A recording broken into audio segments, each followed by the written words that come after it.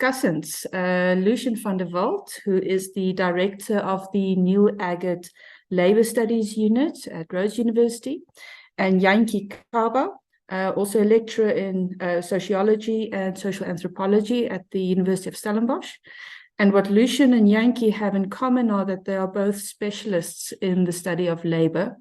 And of course, Danelle, this is what you have looked at. You have really tackled a number of myths in your work. There's a perception of Afrikaners as being privileged and middle class. And yes, that's true, but it's a lot more complicated. And that's where we'll start. We'll ask Danelle to speak a bit about the book. Lucien will then respond, as will Jantjie. The three of them will discuss their reactions, after which we'll open it to the floor for questions. So thank you very much, and Danelle, over to you. Thanks, Lindie. That was such a lovely introduction. It's hard to follow on to, but yeah, I would also like to say from my side, good evening, everyone.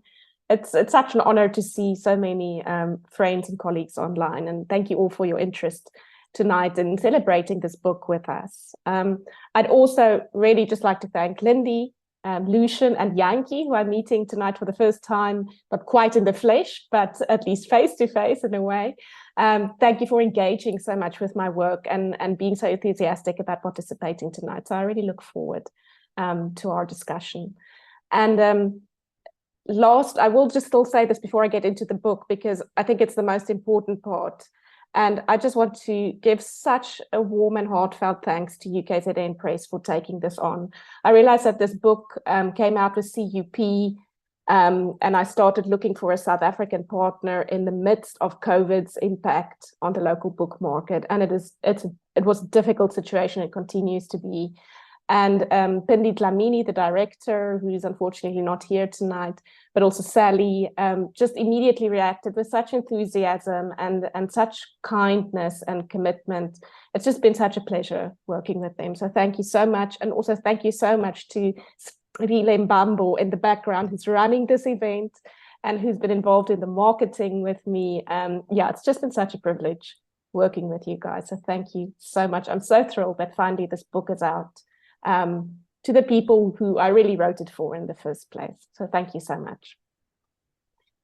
So I'd just like to say a few words maybe as background about where this study came from in the first place. It really kind of in its most basic sense originated from a dissatisfaction with scholarship emerging in the years after 1994 on what was called white and specifically Afrikaner experiences of South Africa's transition. And this scholarship really focused on kind of ideas of identity crisis and the necessity of reinventing whiteness in this new context of majority rule. And while this certainly did chime with what was being expressed in political and popular institutional and cultural planes at the time, it also seemed to me very kind of simplistic and homogenizing, as though this is the only way to view South African reality.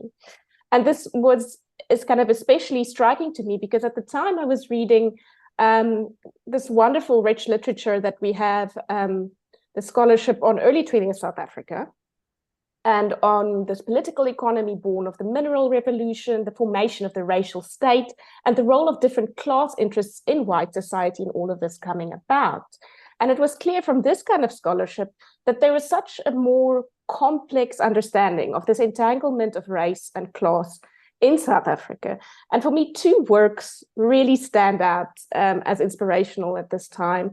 The one is, and I know some people will now smile, the one is Dan O'Mara's Volkskapitalisme, Class, Capital and Ideology in the Development of Afrikaner Nationalism.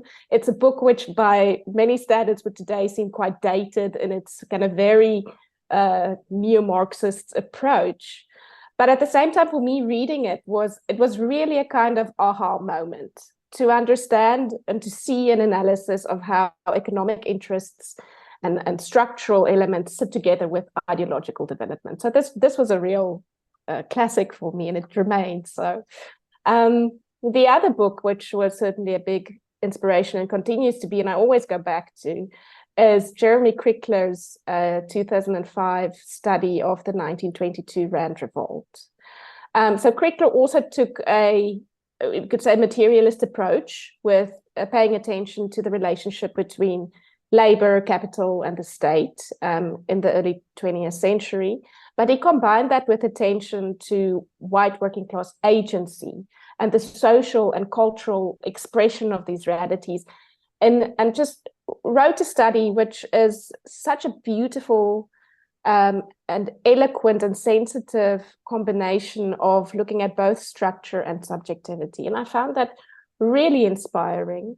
And yeah, I continue to come back to those works. But it became clear to me that while there's this wonderful scholarship, and there are many others that I could mention, while there's this wonderful scholarship on the early 20th century in which white workers feature prominently, that kind of history falls silent in the course of the 20th century. It's as though white workers ceased to exist by about the 1950s. And it seemed to me also that in this, historians themselves maybe kind of fell into the trap of apartheid ideology by themselves kind of viewing South African society solely in terms of racial and ethnic identity and interests, as though that was somehow natural or self-evident. So the goal really, in its most basic form of this work, was to write white workers back into the historical record and to try and understand their experience of the transition from apartheid to democracy. And we'll probably spend the rest of this event talking about how exactly I did that and kind of the various arguments that I make. But in the interest of those people who haven't read the book or haven't yet read the book, I'd like to say just very briefly what I think we've then learned from doing this, what the result is of looking at white working class experience as a window into South Africa's recent past. And I argue in the book that doing so really invites us to rethink South African history in two ways, chronologically and analytically. And just very briefly, I argue that focusing on white working class experiences, politics, and organization reveals the ways in which the racial state was already being dismantled, certainly in economic terms and the labor front, from the late 1970s. In the scholarship on the transition, there is, understandably, this fixation on 1994. And the argument that I try to make is that there is a longer trajectory here, and that's the part I have in the book's title about the long transition, that the contours of this long transition emerges when we pay attention not just to race, but also to elements of class. So that's the chronological aspect. And then analytically, this opens up a real opportunity to place South Africa's recent past in the context of broader shifts in global matters of political economy since the late 1970s, including the rise of neoliberal economic approaches, the crisis of labor, the politics of identity, and perhaps most recently, the rise of national populism. Because there is still this notion that South Africa's past is somehow exceptional. And I think actually we learn and understand a lot more if we place it in this broader global perspective and understand how what we see locally is an inflection and a reflection of what is happening more broadly. So in short, this book, while it's about white workers, it also really seeks to give us a new understanding, a broader understanding of South Africa's recent history in global perspective. Thanks. Thank you very much, Danelle. And Lucien, over to you. Okay, let me just sort out something with the camera here. There we go. All right, just so everybody knows, we are recording this, so our aim is to generate a podcast and a video later. So you'll see me occasionally fiddling with the technical stuff and just trying to make sure everybody gets recorded. All right. Okay, now I actually can't see myself on the screen, so I don't know if I am appearing there. Am I visible there? Okay, excellent. Well, first, Danelle, I'd like to really thank you for inviting me to this event, and I think also I'd like to commend you on this work that you've done. And I want to stress some of the important contributions you've made, but I'm going to do it from a very particular angle, from the side of somebody who has worked on labor studies broadly. So I'm going to be talking really about how it contributes to labor history and how it contributes to industrial sociology, which is where a lot of studies on contemporary labor are based at the moment. And I think there's a few main areas where this makes a significant, substantial contribution. I'd like to draw it out. One is that, and I think Jantjie will bear me out on this, that studies of the labor movement in the last 40 or so years have focused narrowly on the main trade union tradition and federation represented by COSATU, the Congress of South African Trade Unions. But they've not just done that, they've tended to conflate COSATU and its tradition with the workers' movement as a whole in South Africa over the last 40 years. Now, we can't deny in any way the historic power and the significance of COSATU, the dynamism it displayed, and the contributions it has made to the country. And I think this explains a lot of why people have focused heavily on COSATU. What Danelle was speaking about earlier, where the white working class sort of fades away, is partly, I think, around how people understood the apartheid project and its evolution. But there was also this massive, dynamic, new wave of labor organizing coming from the 70s, much of which ended up in COSATU. The problem, though, is COSATU was not and is not the whole labor movement. In the mid-1990s, COSATU was surging, but it was still under 50% of the total union membership. And at its peak, at about 1.9 million to 2 million members, depends which source you check. A decade later, it reached around 67% of union members. So what were these other unions, and who were these other members, and what were the other traditions? Now, Danelle provides us a way to look at one of the major alternative traditions to COSATU-style unionism. A union tradition on the right, rather than the left, like COSATU, associated with Afrikaner nationalism, certainly from the 30s, rather than with ANC nationalism or with the Communist Party, and represented historically by bodies like the South African Mine Workers Union or the Mijnwerkers Unie, the South African Confederation of Labour, and which has evolved over time in quite a complex ways with some significant breaks and continuities into solidarity or Solidariteit and the associated solidarity movement. Now, who cares, right? Why should we bother looking at other union traditions and other things? Well, part of it is that there's a lot of things we miss out when we focus just on COSATU. There are a range of important matters that are elided by a focus on COSATU and on the unions that helped form COSATU. For example, Danelle looks at how white workers, in this case, the MVOE, the Mijnwerkers Unie, engaged with the Wien Commission. Now, generally speaking, in labor studies, people look at the Wien Commission in terms of how Black workers responded to Wien, the debates around registration, the significance of Black workers, not all by any means, but a massive expansion of trade union rights to Black workers. She gives the other side of the story, the workers who were actually in many ways displaced by this process and who objected to it, and in some cases did strikes to block the reforms. I think the second thing is here that a lot of studies like those of Sekela Buhlungu, who's now the VC at Fort Hare, but actually he's an industrial sociologist by training. I see we have John Hislop here among the audience. We were in the same department as Sekela at Wits.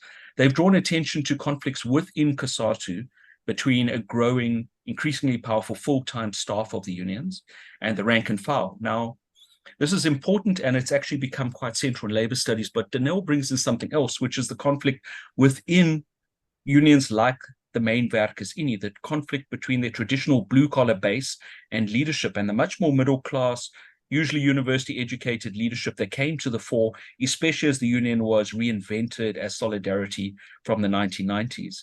Buhlungu has also looked at the ways in which Black identity was bound up with worker identity in COSATU and in the forms of solidarity and imaginings it could develop. Danelle does something similar but different. I think she looks at a complex intersection between blue-collar white workers, blue-collar identity, white identity, Afrikaner identity, and the way these things change over time.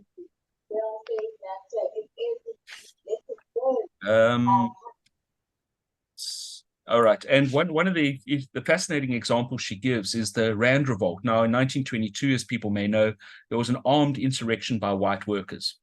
This was dealt with through martial law. Leaders of this insurrection, a number of them were hanged. People were charged with treason. And the army put down this revolt. And the Mine Workers Union, the Mijnwerkers Unie, was centrally involved in this. And this was a very key part of the identity and mythology of the white working class and the labor movement. Even in 1961, you can look at the book 2000 Casualties, which was developed by people associated with more moderate white and non-racial unions. And it's center stage. But Danelle looks at how the Rand Revolt has actually been reinvented over time in solidarity, moving from a story of white workers against big white capital to more and more a story of an Afrikaner revolt against British imperialism and a Republican struggle rather than a socialist or anti-capitalist struggle. So I think there's a lot to be said here on how this, by bringing in a different side of the story, suggests similarities and differences with what's happened in the COSATU tradition. I think the second big point I want to make is having a fuller picture of the labor movement's not just about fixing the blind spots in our knowledge. I think it's conceptually important. There's a range of ways we can look at this. I mean, the one is the one to which Danelle alluded, which is the history of labor in South Africa has often been framed as follows. There is this era of militant white unionism, culminating in Rand Revolt, after which white workers are purportedly, and this is partly what Amara argues as well, incorporated into the racial state, pacified through various reforms and privileges, given trade union rights, protected employment, special benefits. And the argument is this is where they fade away. They are incorporated, pacified. And this is the big turning point of 1922 to 1924. And accordingly, it is also argued from there that militant struggle moves to black labor. And this follows a similar trajectory, and it ends up with the rise of COSATU, which secures many gains. People who criticize COSATU tend to say, well, COSATU has ended up being incorporated. I don't think that's correct, but I think the story of the Mijnwerkers Unie and of solidarity also confounds this narrative of the rise and fall of white labor. It's quite clear that a number of registered white trade unions remain very intractable and resilient, not least of those of the Mijnwerkers Unie SACOL solidarity tradition. After an early honeymoon with the Afrikaner nationalist government, the apartheid government elected in 1948, the Mijnwerkers Unie moves increasingly into opposition and has a growing sense that the National Party is going to betray the white working class. And at the same time, at the workplace, they're struggling in various ways around efforts around Taylorism and restructuring and changing the workplace. So you start to see a series of strikes in the 1960s, apparently the period where white workers are the most quiescent and in which the labor movement as a whole is, in the words of Jeremy Baskin, in a dark decade of silence and compliance. But we actually see a series of strikes here. We see a union movement that starts to tackle the National Party, that starts to align itself with the radical right, that starts to support opposition candidates, and that when the Vian reforms comes, continues this sort of fighting tradition.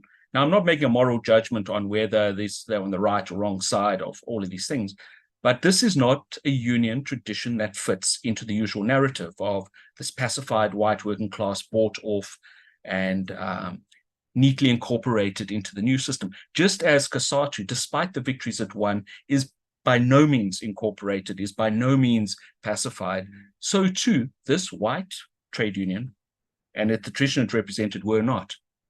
And in fact, what we see over time as apartheid breaks down, this union reinvents itself. It becomes a general union rather than just the Mijnwerkers Union, the mine workers union, and it starts to work around, leave party politics behind and engage in a mixture of union work and building a solidarity movement, that's with a capital S and a capital M, of alternative institutions, services, and media.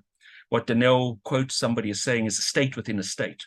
And it starts to engage politically, but especially through the courts, the media, and lobbying through things like AfriForum, which is part of this nexus. So rather than this rightist tradition of unionism simply fading away, it proves to be very dynamic, innovative, and resilient. And rather than a simple identity crisis around white identity Afrikanerness, there's actually quite a significant repositioning happening.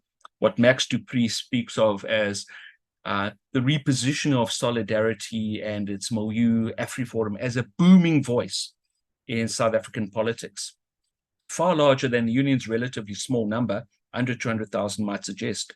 And in fact, I'd even go further than Max Dupree here and say this union reinvents itself really as the hub of a renewed Afrikaner nationalism, but it's a nationalism that doesn't seek state power. It's given up on that project. And this is actually quite a major break. Now, what does this mean conceptually? Well, the usual labor history lends itself to a particular set of conceptual lenses, and one of them is the idea of social movement unionism. Now, if you do industrial sociology, you'll have come across social movement unionism as referring to a militant, politicized type of trade unionism associated with COSATU. In fact, the concept is developed primarily by reference to COSATU. Even though it is now globally used, it actually was fundamentally developed to deal with South Africa. Speaking about a type of unionism that is political as well as economic, that engages in communities as well as workplaces, and that is steadfastly independent. And this is usually explained by, you have social movement unionism, this expansive unionism, because a coincidence of racial oppression, economic exploitation in large Fordist factories, and political repression by a state, which is involved both in racial oppression and therefore in neighborhoods and the workplace, and is involved in fostering economic exploitation. So there's quite a structuralist argument that conditions generate social movement unionism, but social movement unionism means COSATU unionism. The problem is the main Werkers Unie solidarity tradition, does it fit? It's militant, it's politicized, it's going well beyond the workplace, but it's on the right.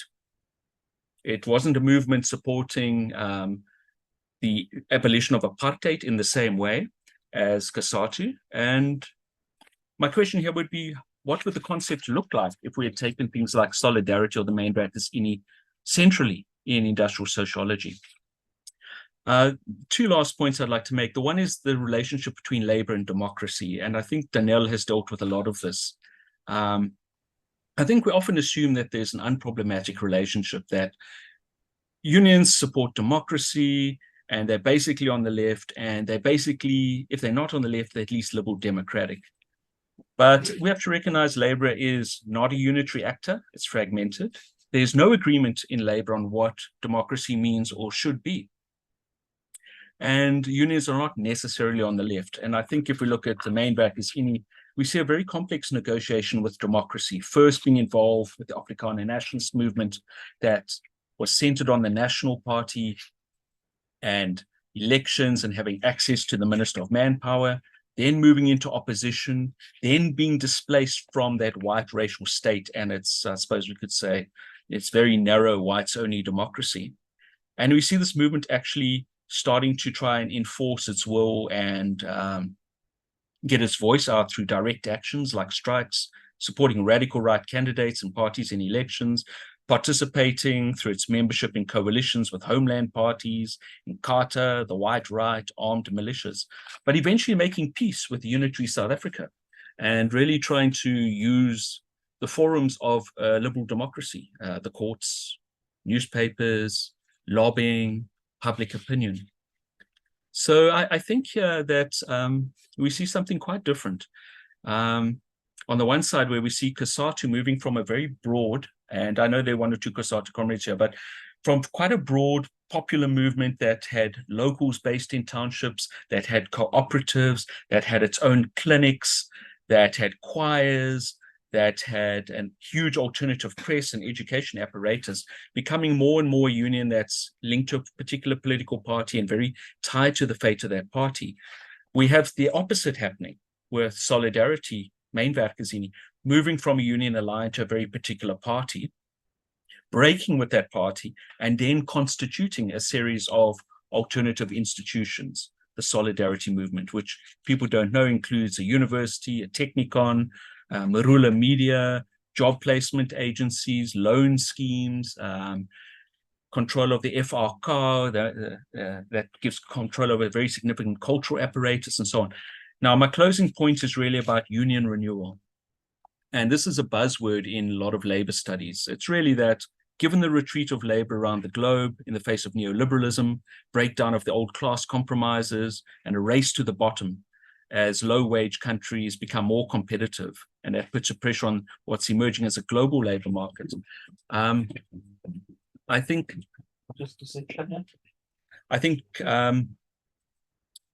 we don't necessarily have to agree with the policies or the entire project of solidarity, but I think we can appreciate its achievements.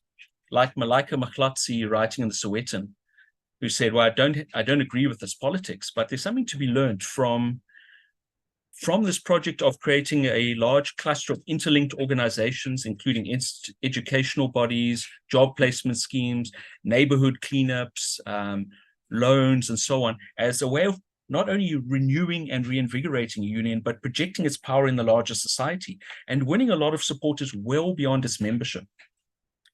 Now, I think actually it may seem controversial, but the evolution of Mijnwerkersunie/Solidarity is a remarkable case of union renewal. And it shows that unions, not just left-wing ones, can actually reposition themselves in a way that greatly increases the impact in society and that enables them to develop counter-hegemonic projects. Is this social movement unionism? I don't know. Is it something other unions, including COSATU, can learn from? Absolutely. Thank you.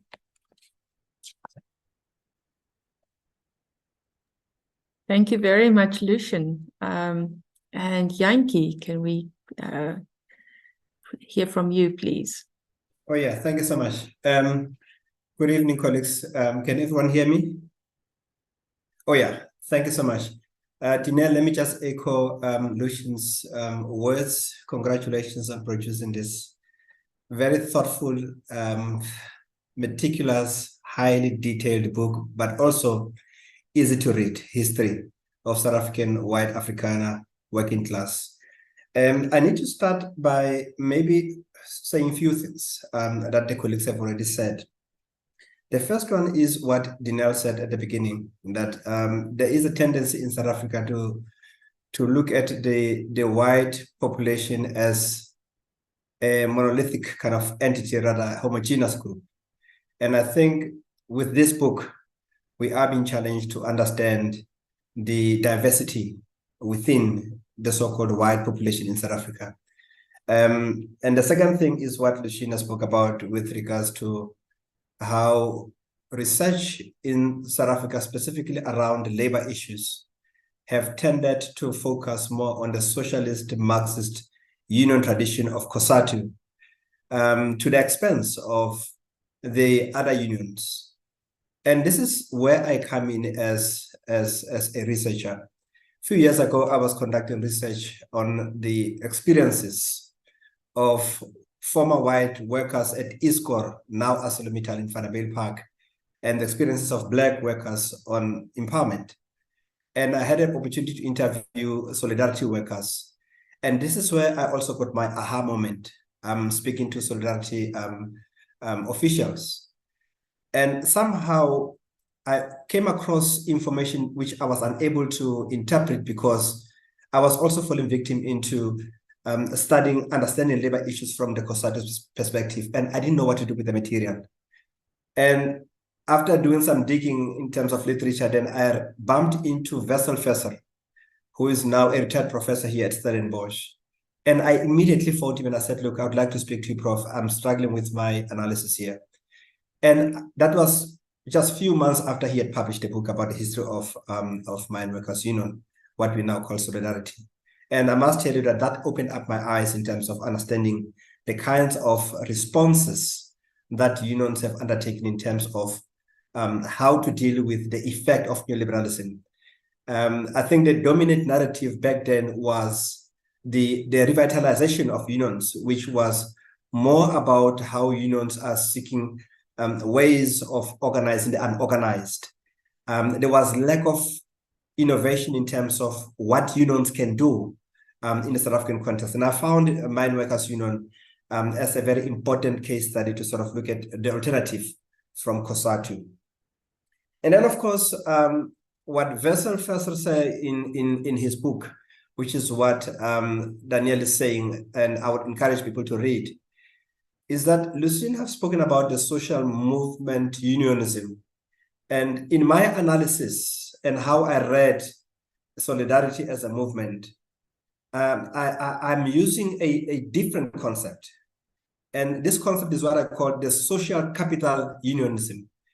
I'm using an idea of social capital as it was used by Boudreaux in 1986 when he spoke about the different types of capital. When he spoke about economic capital, he spoke about the cultural and the social capital. And later on, he speaks about political capital. And the history here of solidarity, for me, is quite fascinating in terms of helping one to understand the struggles about capital accumulation, especially from the trade union perspective. This is something that we don't often read about. We don't often hear about in a South African context. We often hear about the black bourgeoisies, who hear about the black elites who are benefiting from conglomerates in terms of equity and stuff, but we hardly hear anything about what trade unions are doing to generate capital. And I think solidarity is a perfect example. So my reason for choosing social capital unionism is simply because I wanted to understand how the union managed to revitalize itself, as Lucien has said, in a manner that was different from how COSATU has sought to reinvent itself. COSATU Union and COSATU as a federation and other affiliates have looked at what we call the business union model, where they would start buying shares in companies, what we call union investments.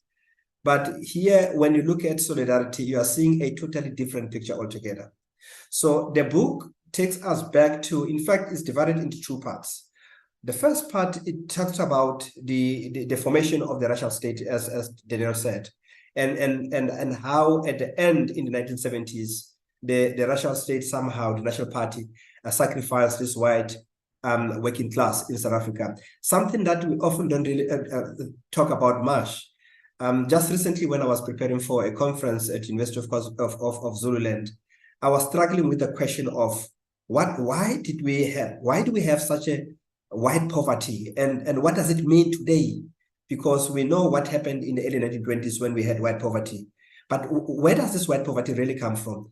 And I somehow began to understand that towards the late 1980s, somehow there was a shift in terms of the economic policy of the Nationalist Party when other state-owned enterprises were privatized. And this was not just a local occurrence, it was a global phenomenon.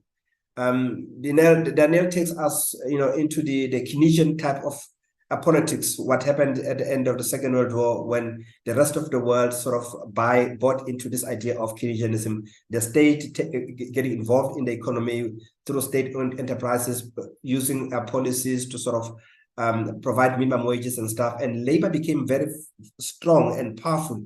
And this is how white labor also became very powerful.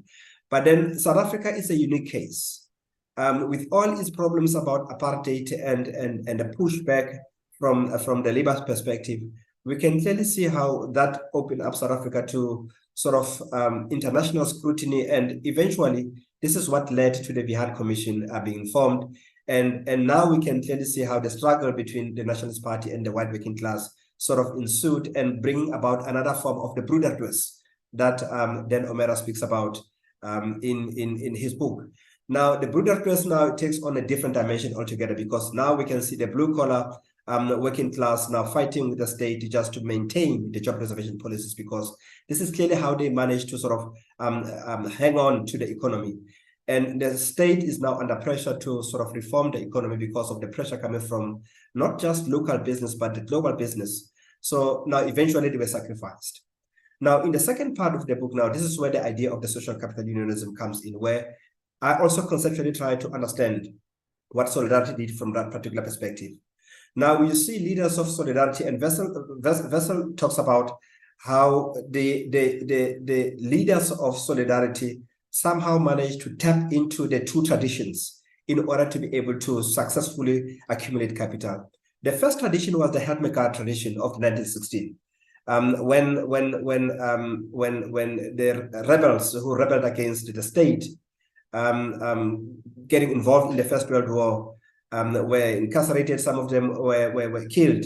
And there was this movement to collect monies in order to pay the fines, and the proceeds of that were used to build what we call the Afrikaner enterprises, your Sanlam, the Santams, and many other institutions. So the demonstration of that exercise demonstrated that the white Afrikaners were capable of generating capital without the assistance of the state and without the assistance of business.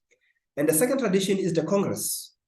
1939, they held the most famous Congress, the People's Economic Congress, where the Broederbond in the north, Transvaal and the Free State and Sanlam came together and sort of they came up with an agenda of what I would call the capital accumulation. And then from there on, you have these organizations that were established, and that's how they succeeded.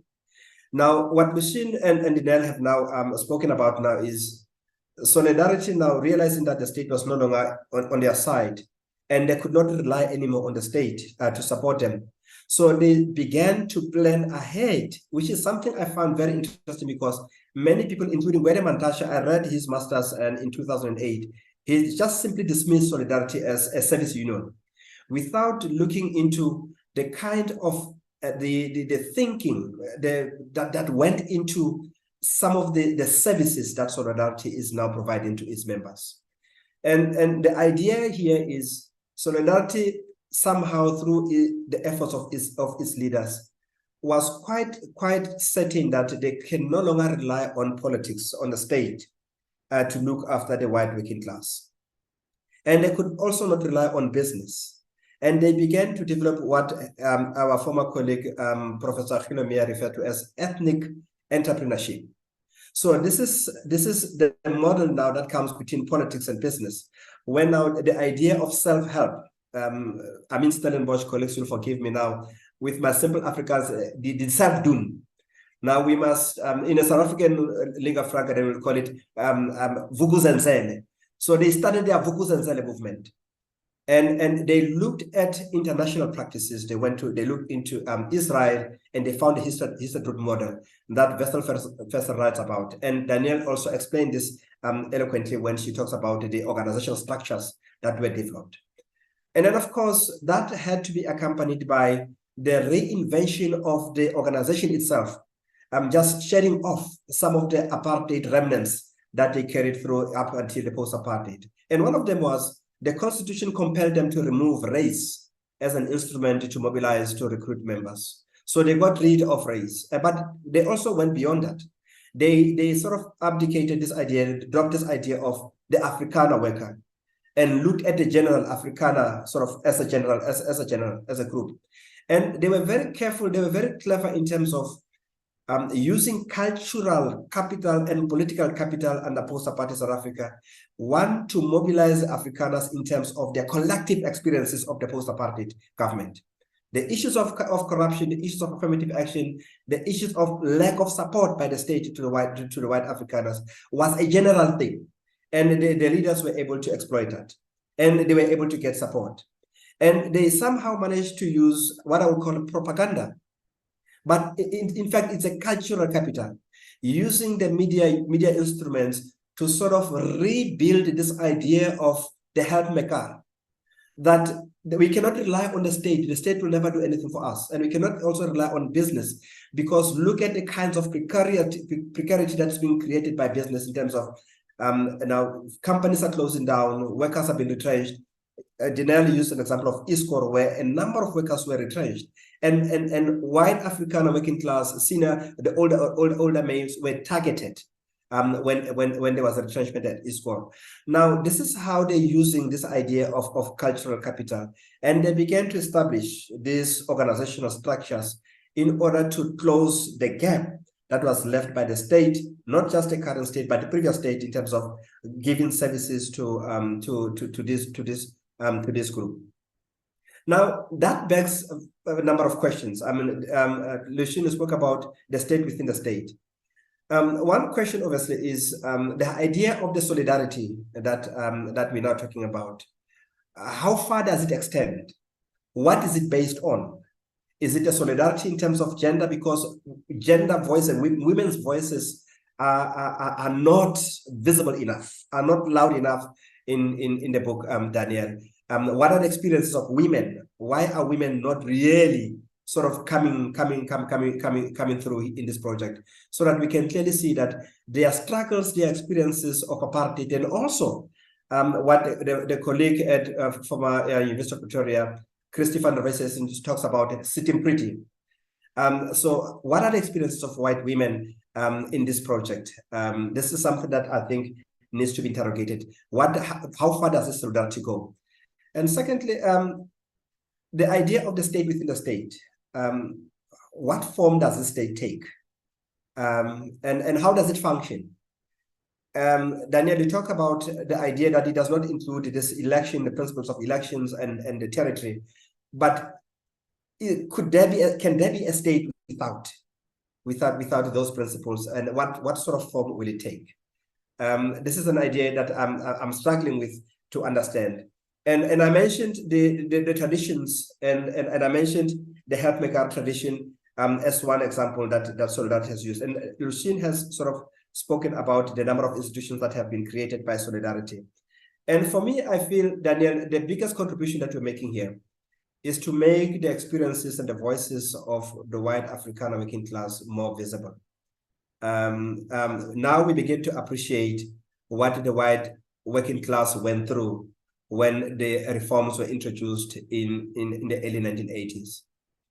But I would also want to take this project even further, Daniel. You talk about the privileged precariat, and this refers to the privileged race and precariat class. Black working class have always been in the precariat position for a very long time. Now, with the taste of freedom in 1994, we've seen the introduction of affirmative action and other policies that somehow there is a new kind of privilege, black privilege, that is emerging. So it is the opposite of the privileged precariat. So taking the project forward for me would be, what lessons can be learned from the precariat privilege that we're seeing amongst the black population today? And once again, thank you so much. Congratulations for this wonderful book that you've written. And thanks so much to my colleague Lucien for putting me into this. I was trying to avoid to run away from this, but I couldn't run away from Lucien. So he managed to get me into this. Thank you so much, colleagues. Thank you so much, Jantjie. Danelle, would you like to respond to Lucien and to Jantjie? And then, of course, they are free to respond to you. I can try. Good luck. Yes.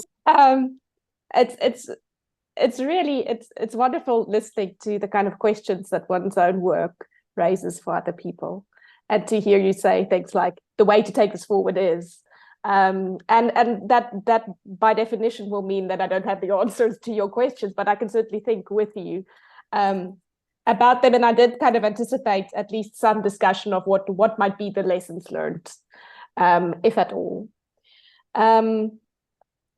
So I think I will leave to you, industrial sociologists, the question of what kind of the concepts of social movement unionism, social capital unionism. Although I must say I find the idea of social capital unionism quite intriguing, of putting that alongside, as you say, Jantjie, Bordeaux's idea of not just economic capital, but the importance of social capital, because this is kind of par excellence what solidarity, what the movement is able to tap into.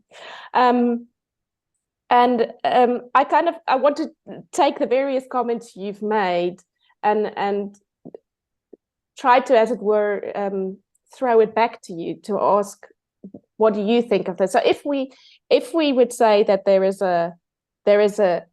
is it even possible to say that there are lessons to be learned, that somehow we can look at what Solidarity has done, at what the MWU in becoming Solidarity has done, this kind of union renewal that you described, Lucien. Can this even be a kind of example or pattern for other unions to possibly follow? And the reason I wonder about that is because of what I would see as, in this reinvention, the price of that reinvention.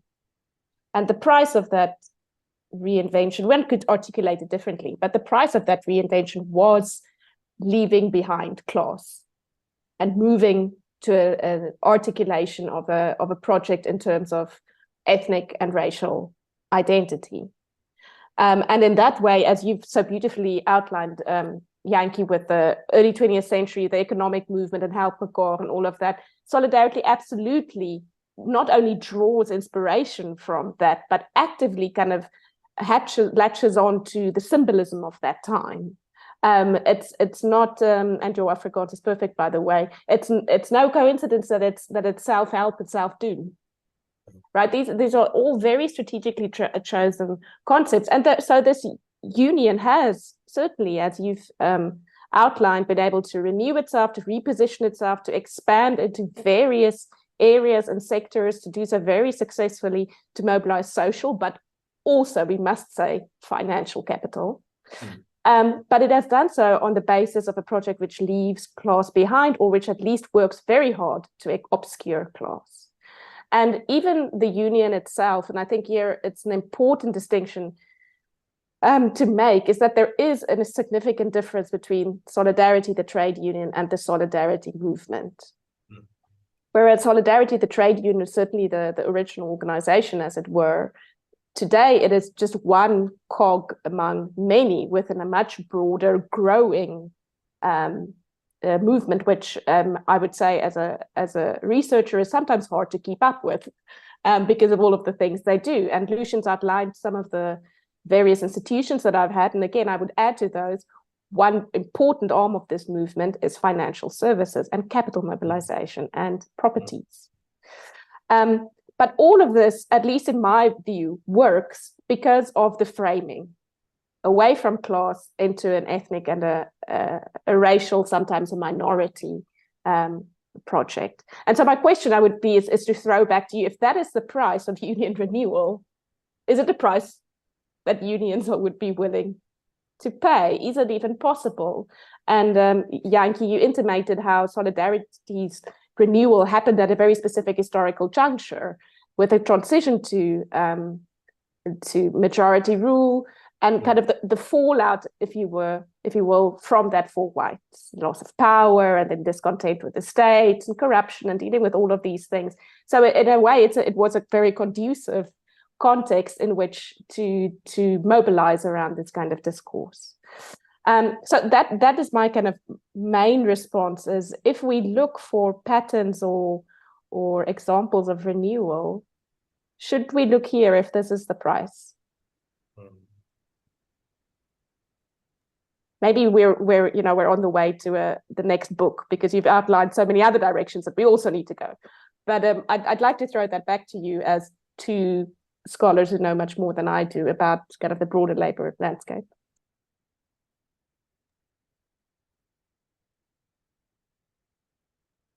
Lucien? Okay. You go ahead. Yeah, thanks, Jantjie. First, I really want to say, and I didn't want to preempt anything you were saying. I mean, I think you've nailed it with your concept, social capital unionism. And I think there's a hell of a lot of value in that. And for anyone who's interested in that, there's a new book come out, co-edited by Andries Besaidnout, Christine Sulis, and Malahoko Shwadi. And Jantjie, your chapter's in there, is that right? Yes, that's right. Just come out from Wits. The book is, I think it's Labor Unlocked, something along those lines. So you can get Labor Disrupted. Labor disrupted. So it's very interesting, and I think you're right conceptually. And I think for me the point here is we need to change and develop a lot of our lexicon of labor, because it's often it's based on a very narrow set of cases and a compare and contrast sort of approach, which assumes there's either or. There's a few possible configurations. Look, part of the answer on whether this can be replicated, I think Jantjie's concept indicates some of the limits on whether it can be replicated, and I'll because of what some of the resources involved. So I'm going to let him speak to that. For me, I think the broader point is really that trade unions can actually be extraordinarily innovative, and Solidarity is not the first, and I'm sure it won't be the last trade union to build up an extensive media presence of its own, to experiment with services, to go well beyond simply dealing with collective bargaining. And I don't think it's the only example either of a union that has a counter-hegemonic project. I guess for me, as somebody looking at the state of the labor movement, I think without necessarily agreeing with the politics of solidarity, I think there's a lot to be said on this. For example, COSATU unions have, and I know there's a couple of COSATU and SACP comrades here.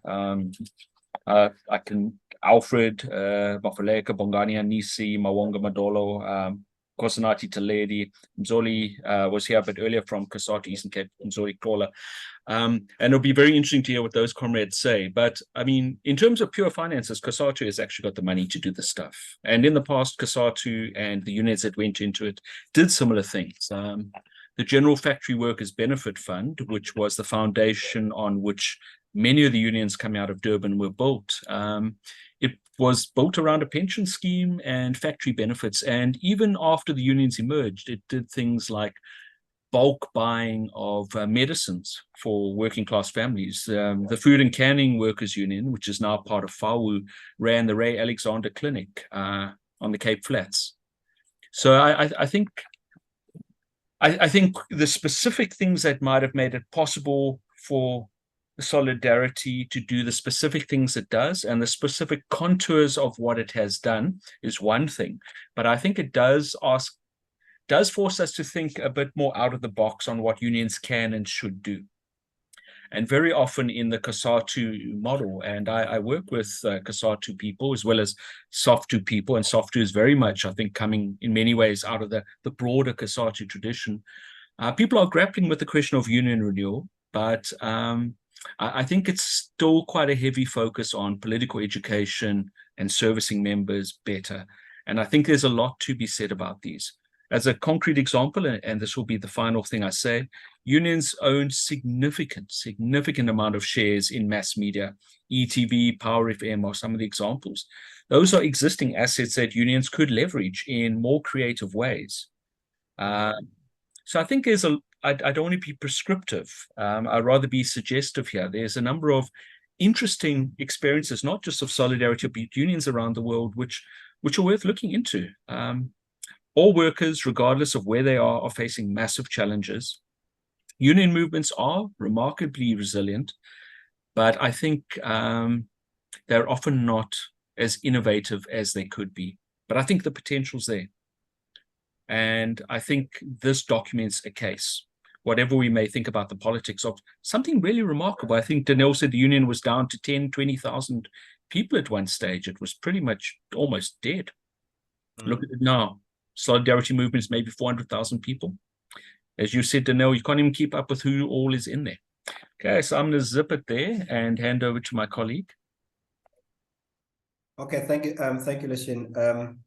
Danelle, I think my response will be around the question of resources. Just to piggyback on what Lucien was just now talking about. I think what I like about the solidarity, even though I think it might be unpopular, is the ability to disentangle themselves from the state. I think it's what made solidarity to be so successful. And that should be a lesson for fellow trade unions like your COSATUs and affiliates.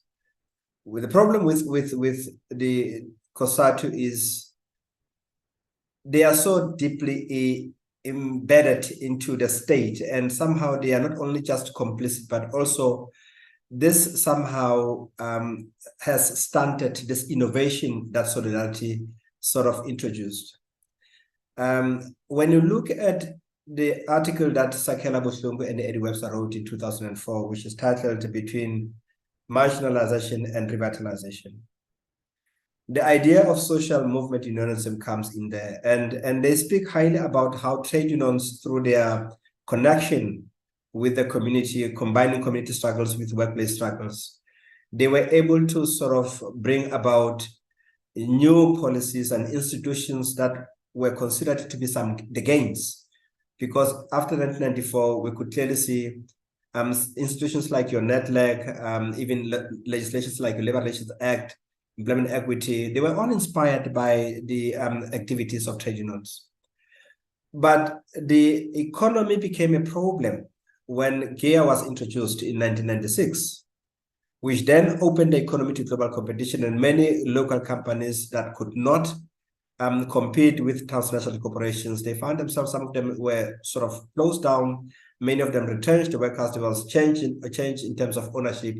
And that sort of escalated the problem of poverty and unemployment in South Africa.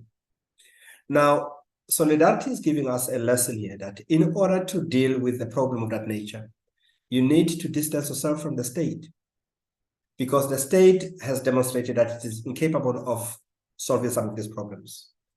And solidarity did not run from the state to business, but they sort of invested in these ideas of social capital unionism, looking at how they can sustain relations, membership with their members who were falling apart, who were being affected by retrenchments beyond the workplace.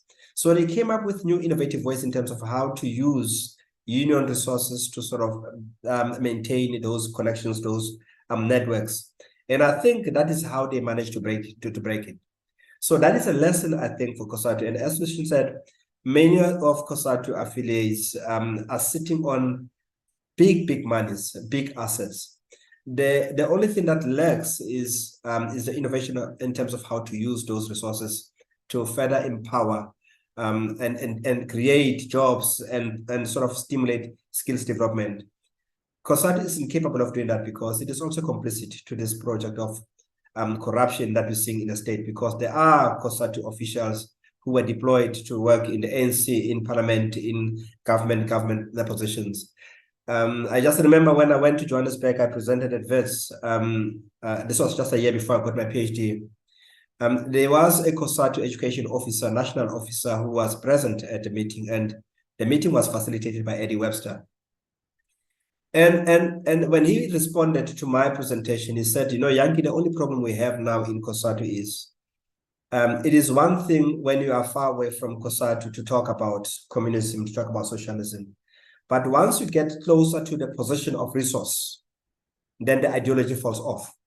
You become a capitalist. You forget about what you've been fighting for all your entire life. And I think that's the problem where COSATU is really finding itself. And I think there is a possibility that somehow COSATU will change. Let me tell you why I'm saying this. I just read recently on the papers that in 1994, a survey was conducted with COSATU officials, and only 1% of COSATU members identified themselves as professionals. In 2008, there were about 20% of professionals within COSATU. 60% of members were classified as unskilled. But in 2014, 60% of COSATU members were skilled and professionals.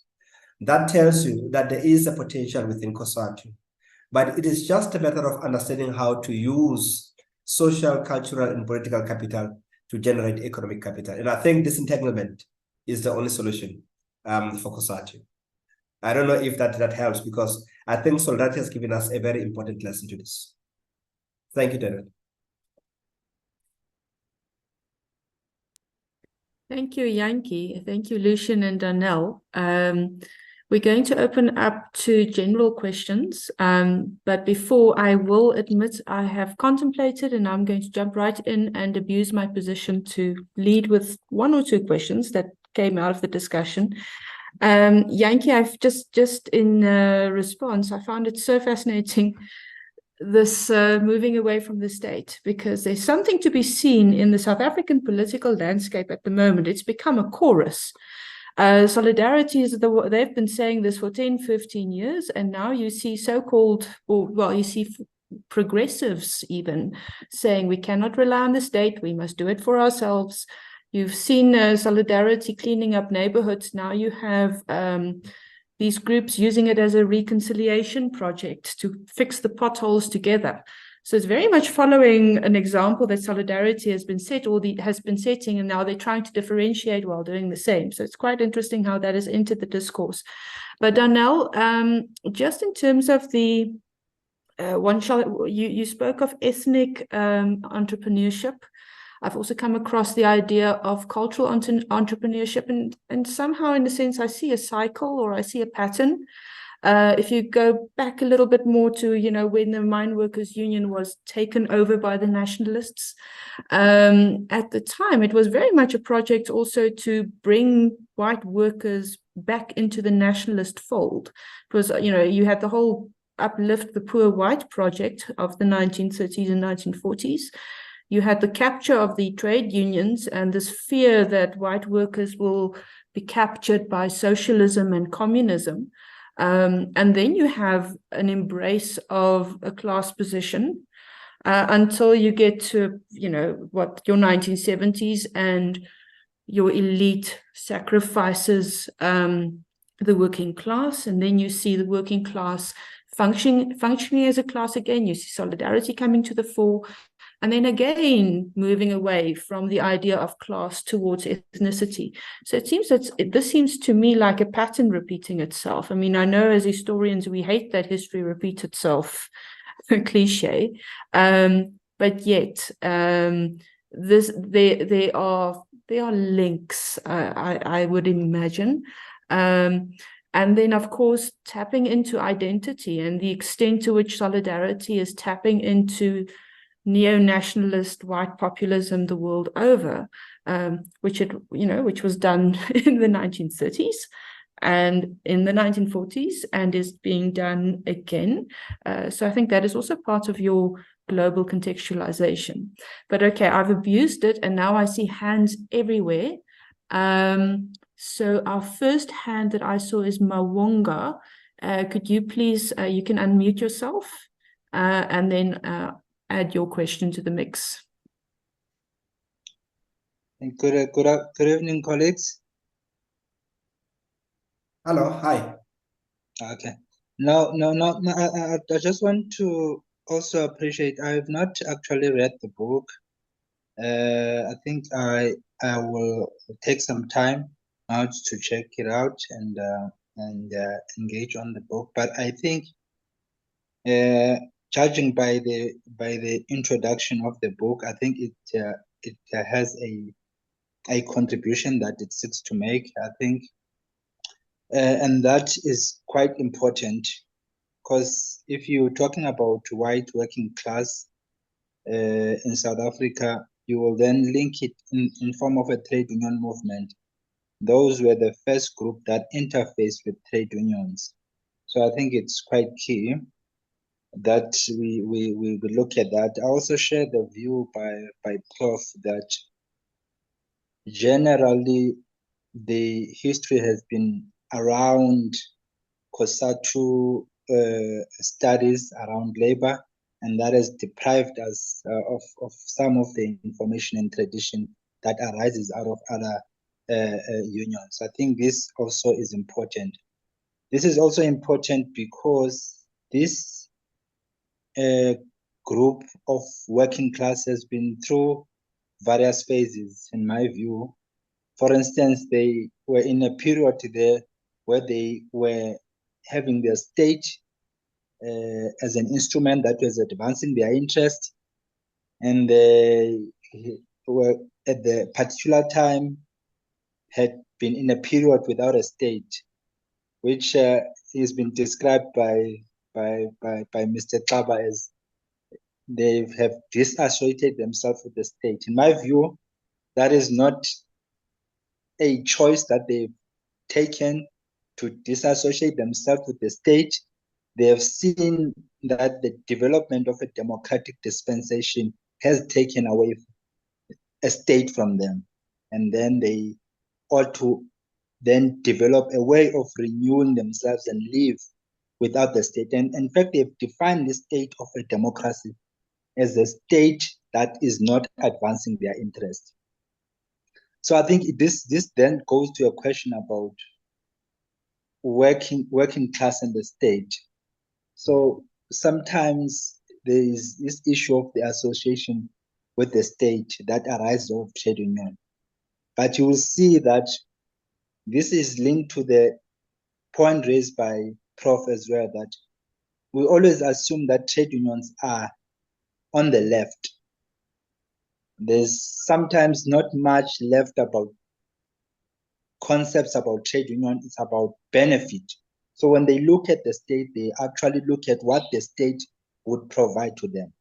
So this group of workers had a state at some point that was providing job reservations to them and providing certain benefits. That's why they supported that state. This new dispensation state of democracy appears to this group of workers to be reversing what they would have achieved. So in essence, they see that they need to ensure that they take on this state, which is in their view is working against them. So you see that some people, they argue that solidarity is apolitical, and my view is that they have a political view, and they've taken a view in relation to their current state that it is not working for them. They've spent resources to ensure that they even institute private prosecution to take on government of the day.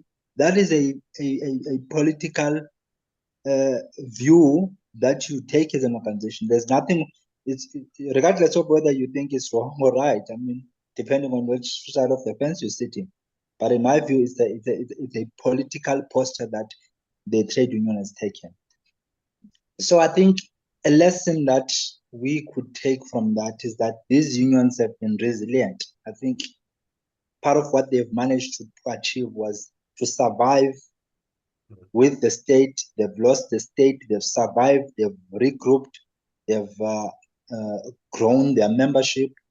I'm one of the comrades from COSATU who always want that if unions could take an approach that would spend time, the COSATU unions will deploy some people to go and study how these other unions are operating.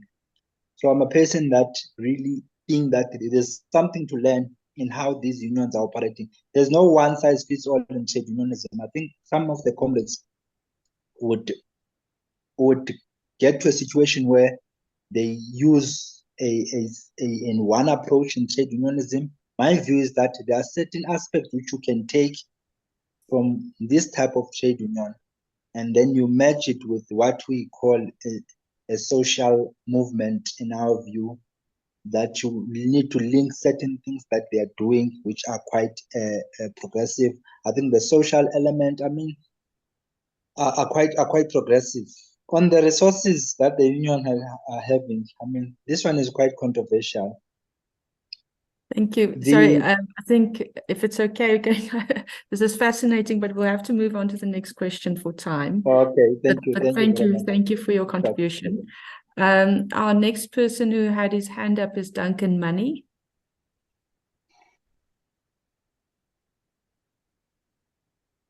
Hi, Danelle. We've spoken once or twice about this book over the years, but I want to draw your attention back to, I think, the first time I saw you present about this, which is now about almost 10 years ago, and to ask you again the question I asked you at that particular juncture, which is, what do you think Solidarity's end game is here?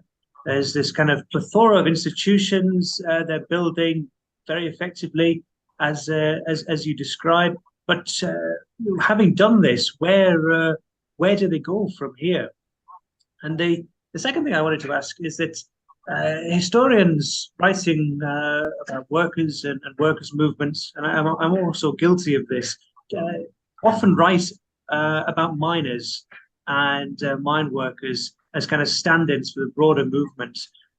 So my question here then is, what happens to the other white trade unions that aren't the mine workers' union? You mentioned in your book that at Tuxa, just before it collapses, they record that about 25% of their members are in white unions, so 50, 60,000 people, and there are a bunch of white unions who are not in Tuxa. Do they just all fold into Solidarity?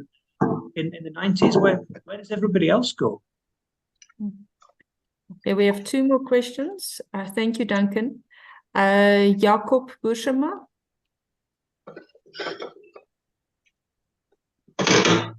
Hi, everyone. Thank you for this wonderful talk, Danelle and the commentators. My question is around, surprise, surprise, whiteness, which is something I've talked long about with Danelle.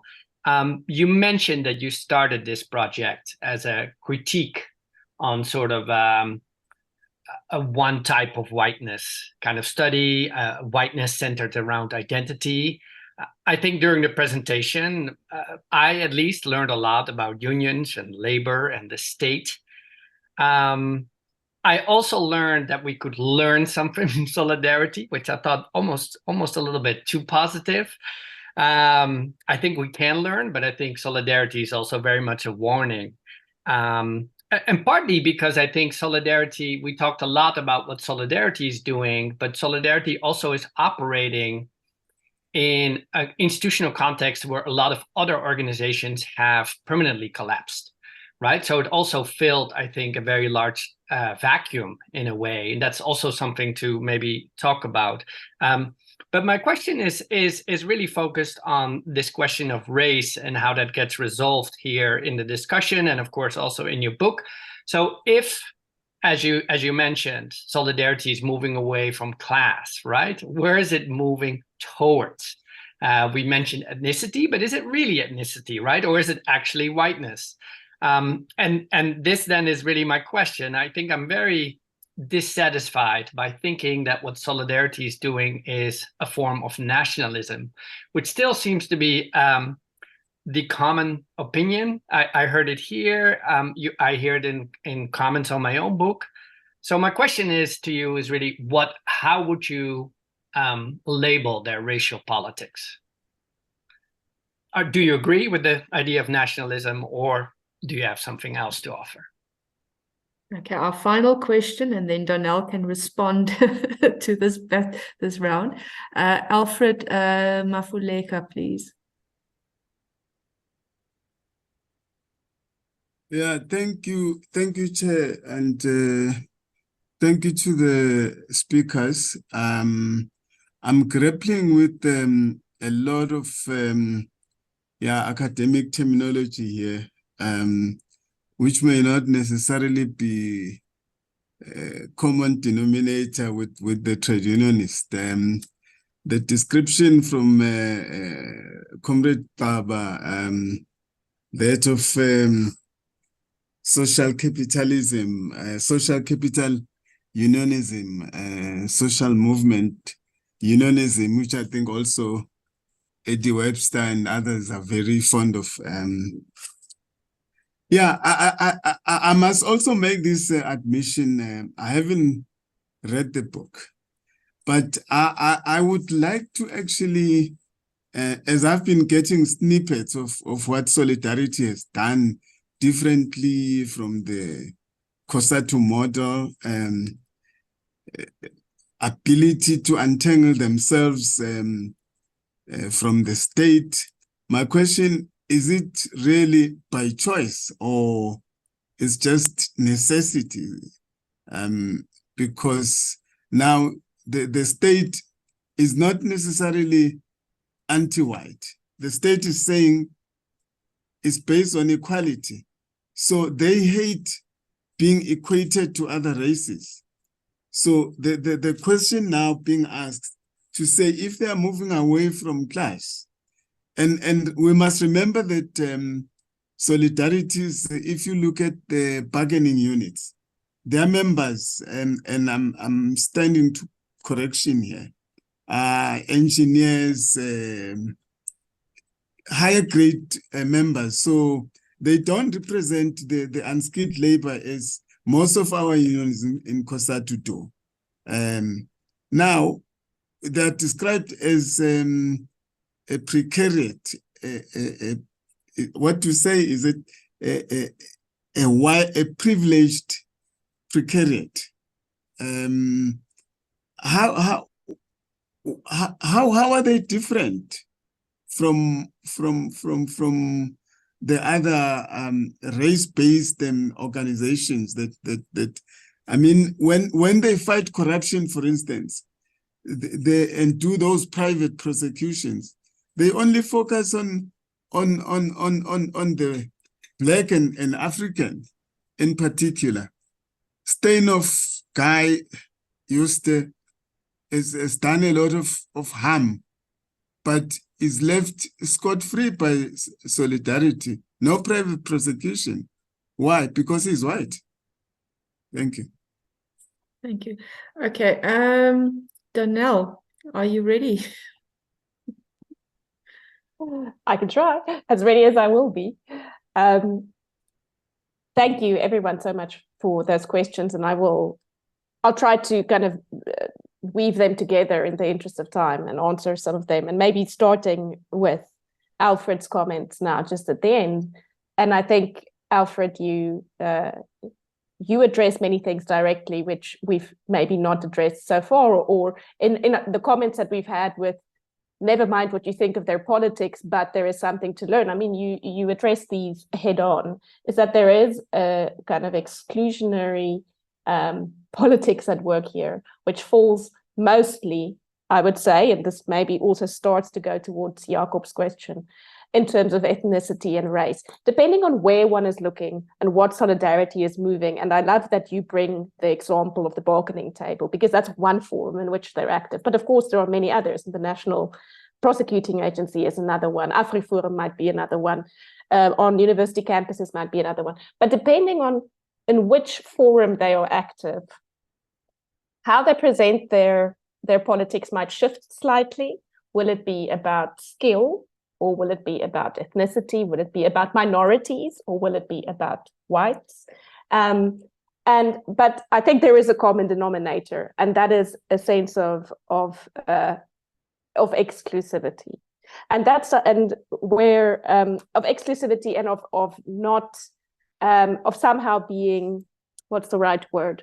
Somehow being kind of being a precariat, and this is not the way I use the word, because they are at the mercy of and this is their words, a hostile government.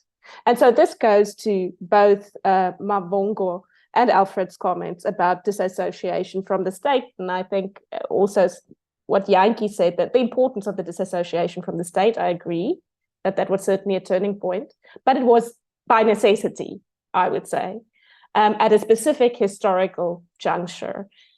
COSATU, or whatever unions were thinking of what is the lessons learned, are not at that same point. That's not to say that there isn't something to be learned or to be thought about around the idea of disassociating from the state. But for what was at that stage still the Mine Workers Union, and is now Solidarity, that the disassociation from the state was by necessity, and they were able to turn that into opportunity. I think that is the kind of the crux of what they did. So they certainly framed that as a state not advancing their interests. And maybe, Lindie, this starts to go a bit towards your observation about now other groups in society kind of doing similar things that they've been doing. I think Solidarity has been using this framing maybe even before it was as true as it has now become, if that makes sense. At the same time, I want to say, if we can just step back from the South African context and look again at the broader global perspective, that I would say all of these kinds of initiatives of self-doen, as Jantjie said, or of community responsibilization is the word used in the literature. All of these are kind of follow the logics of neoliberalism, and so there's a discourse that's rife for the taking, as it were. To people, it makes sense now that we should be suspicious of the state. There isn't a country in the world, well, that's a bold statement, but there are a few places in the world where there's not some kind of crisis of politics and of the relationship of citizens and the state. And South Africa has a particular inflection, but this is a broader kind of phenomenon that's going on. And so that's just to say, it's not simply other groups in society now catching on to what Solidarity is doing, but we are at a specific historical juncture. To whose question should I? And let's move to Jacob's question, because that connects to what you were saying, Jacob, about Solidarity fills a particular vacuum or gap, and that is a gap a retreating state, which is one of the definitions of neoliberalism. But in South Africa, it has a particular inflection of corruption and breakdown and mismanagement. And Solidarity moves into that, and they do it with a particular discourse. And this was part of your question. Is it nationalism? I know you, and I know I'm not going to give you a satisfactory answer, but I'll try anyway. Now, it depends what you think nationalism is. If we continue to associate nationalism with a territory and a state, then yes, okay, then we need to think very carefully about whether there's any value in calling this nationalism. But the kind of institutions and the kind of initiatives that Solidarity pushes, I think, and this is my analysis in the book, kind of institutions, kind of community-based things, even virtual things, all of those things I call a kind of a state in a state, because these are state-like functions that they take over. And the fact is, they don't need a specific territory to do this. I still think that their discourse is nationalist in the sense of they understand themselves as part of a particular nation. They think Afrikaners, and it's not just themselves. We know that they talk about other groups in society. If we think about the recent passing away of Mangosuthu Buthelezi and how they articulated that also in, you know, their wishes to the Zulu community and to the royal family. This is the way that they see the world, and they regard themselves in it. And I would say that is nationalist, even though it isn't based on a particular territory. And I would, of course, you know, I would agree with you that Solidarity is something of a warning, because they are tapping into these gaps opening up in society. And they, to come back to my comment before, with they're hard to keep up with, is they are so innovative in finding new ways of doing this. And some of it, again, Lindie, to come back to your comment, does kind of reek of the past, because one of the things that they are currently doing, and this is my interpretation of it, has to do with living spaces for Afrikaans communities, and the buying up of property and of specific space. Now, you know, if you're situated in Central Europe, as I am, and you hear the idea of living space, a chill runs down your back. But of course, you know, it's apartheid by another name, arguably. I'm sure that they would present it in a different way. But if we're trying to understand what is going on, I think it's wise of Jacob to also bring in the idea of a warning as much as it is stimulating of Lucien and Jantjie to bring in the idea of lessons learned. And now I've been avoiding Duncan's question for as long as I can, because of course I don't remember you posing this question to me 10 years ago, and I wish I could remember what I answered. What is Solidarity's endgame? I'd be interested if you can remember, Duncan, what I answered and whether this is what I said. But my answer at this stage would be, I don't think they know either. I think they are taking advantage in a very innovative and very strategic way of the opportunities open to them. I don't think if you asked them, for instance, 20 years ago, will you set up a private prosecuting agency, they would have said yes, but they would probably have said, that's a good idea. What's a more interesting question for me at this stage, and it's not what is their end game, but what is their future? And for me, what would be very interesting, and I don't think I'm the first person to say this, is as this movement grows, in terms of its various institutions, there is it's a movement of at least 20, if not more, institutions, as Lucien said, from civil rights movement to financial services, to media company, to virtual schooling, to a university. It is very broad. There is a central coordination of policy and strategy that has, for the last 10, 20 years, been in the same pair of hands or pairs of hands. What I would find really interesting is what happens when there is generational change in Solidarity. And what happens to the vision, the strategy, and what happens to the unity. My book already starts to show that the unity is in some ways also manufactured, even if it's manufactured very well. But my question would not so much be about an end game, but would just be about the kind of the interim future, what would happen there. I think, Lindie, I think I've got everything. I'll leave it at that for now in case we want to take more questions.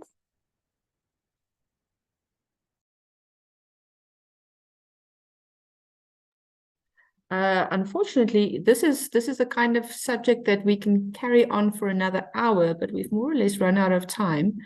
But I do want to compliment you again on this book. I think we focused strongly on the labor aspect today, came on to solidarity and the state within the state, but there are layers here. There are layers of race and class and identity and, yes, nationalism and ethnicity and so much more. You take it from the beginning of the 20th century and you bring it right into the present, and you stimulate more questions. And I think that is the sign of good history, when one wants to engage even more. So I'm very sorry, because I know many would have wanted to ask more questions. I do hope that you will engage with Danelle as much as you can, and please do buy this book, and thank you UKZN for making it affordable for South Africans. And Lucien and Jantjie, I do want to thank you as well. And Danelle, again, congratulations. And thank you for everyone who tuned in. Thank you so much. Thanks, everyone.